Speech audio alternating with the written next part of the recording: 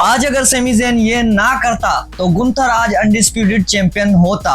ये कैसे हुआ, कब हुआ? ये हुआ आज की स्मैकडाउन में, जहां पे शो की शुरुआत ही होती है गुंथर और कोडी रोड्स की मैच के साथ, जिसमें स्पेशल गेस्ट रेफरी थे सेमी ज़ेन। मैच की शुरुआत में ही कोडी और सेमी ज़ेन के बीच में अनबन चल रही थी। फिर जब कोडी रोड्स गुंथर को पिन करता है, जैसे क्लैश इन इटली में हुआ था जहां पे रेफरी ने कोडी रोड्स को जीत दे दी थी, इस बार सेमी ज़ेन काउंटिंग रोक देते हैं, जिसके चक्कर में कोडी रोड्स के साथ वहां पे धक्का मुक्की भी हो जाती है। फिर गुंथर कोडी रोड्स को स्लीपर में पकड़ते हैं, लेकिन कोडी रोड्स रोप ब्रेक कर लेते हैं। फिर उसके बाद गुंथर और सेमी ज़ेन के बीच में अनबन हो जाती है, जहां पे सेमी ज़ेन गुंथर को थप्पड़ मार देता है। उसके बाद गुंथर भी सेमी ज़ेन को पावर बॉम्ब मार देता है। फिर दूसरा रेफरी आता है, जहां पे गुंथर जीतने ही वाला था, लेकिन सेमी ज़ेन रेफरी को खींच के उतार देता है। फिर उसके बाद सेमी ज़ेन कोडी रोड्स की हेल्प करता है मैच जीतने के लिए, और ये चीज गुंथर को बिल्कुल अच्छी नहीं लगी। फिर ये तीनों बैक स्टेज जाते हैं, जहां पे गुंथर कंप्लेन कर रहा था। फिर कोडी रोड्स सीधा रिंग में चले जाते हैं। फिर उधर कोडी रोड्स दोबारा मैच शुरू करवा देते हैं,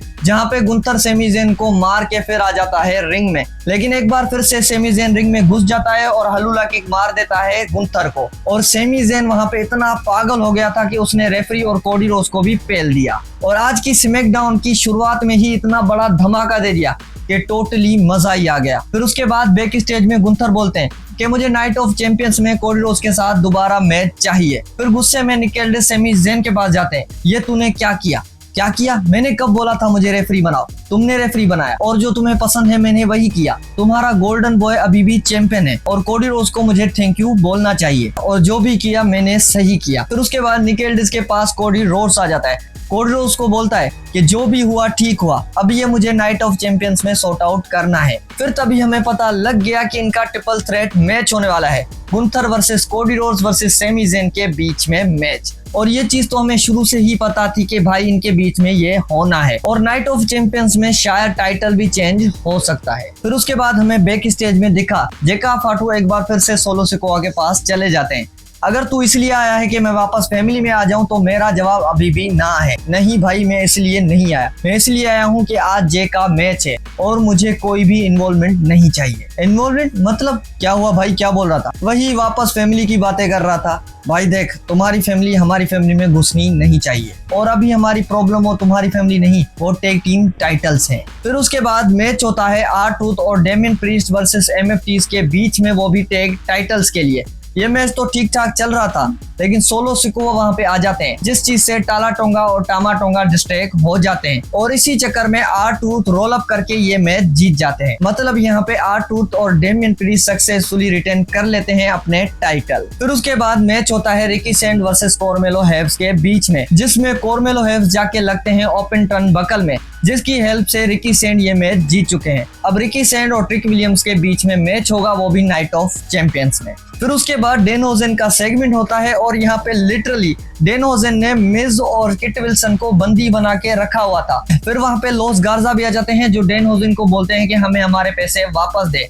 फिर वहां पे मैट कार्डोना भी आ जाता है, और जैसे मिज को करंट लगा था, वैसे सेम मैट कार्डोना को आज करंट लग जाता है। और डैन होजन के सेगमेंट तो भाई अलग ही लेवल पे होते हैं। फिर उसके बाद जवान एविंस और जे उसो के बीच में होता है मैच, और ये मैच जो जीतेगा वो जाएगा ओबा फेमी के अगेंस्ट। और सच में भाई ये क्या कमाल मैच था। यहाँ पे जवान एविंस को थोड़ा सा वीक दिखाया जा रहा था, क्योंकि ब्रोन ब्रेकर का स्पेयर लगने की वजह से जवान एविंस की रिप इंजर्ड थी। फिर एंड में जे उसो स्पेयर स्प्लैश लगाकर इस मैच को जीत जाते हैं। फिर लास्ट में जवान एविंस से रिस्पेक्ट भी दिखाते हैं, और जे उसो के जीतने के साथ साथ अब हमें पता लग गया कि जे उसो वर्सेस ओबा फेमी के बीच में होगा मैच। अब देखना ये है कि कैसे जे उसो ओबा फेमी से जीतता है ये मैच। मुझे तो लगता है कि कहीं ना कहीं यहाँ पे ब्रॉक लेसनर आ सकता है और वो ओबा फेमी पे अटैक कर सकता है। इस चीज का चांस लग रहा है, तभी जाके जे उसो बनेगा किंग ऑफ द रिंग। अब देखते हैं कि नाइट ऑफ चैंपियंस में होता है क्या। फिर उसके बाद आज की स्मैकडाउन का मेन इवेंट मैच होता है Charlotte Flair versus Liv Morgan के बीच में मैच, और एंट्री के वक्त ही मी चेन, बी फेब और जेड गार्गिल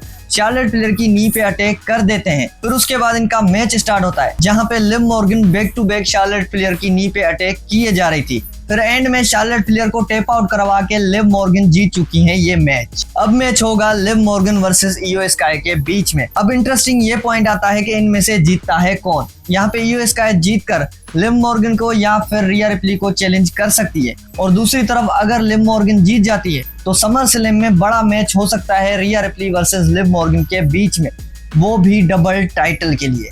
अब देखते हैं कि नाइट ऑफ चैंपियंस में इनमें से जीतता है कौन। आपको क्या लगता है कौन जीतेगा, कमेंट करके मुझे जरूर बताना।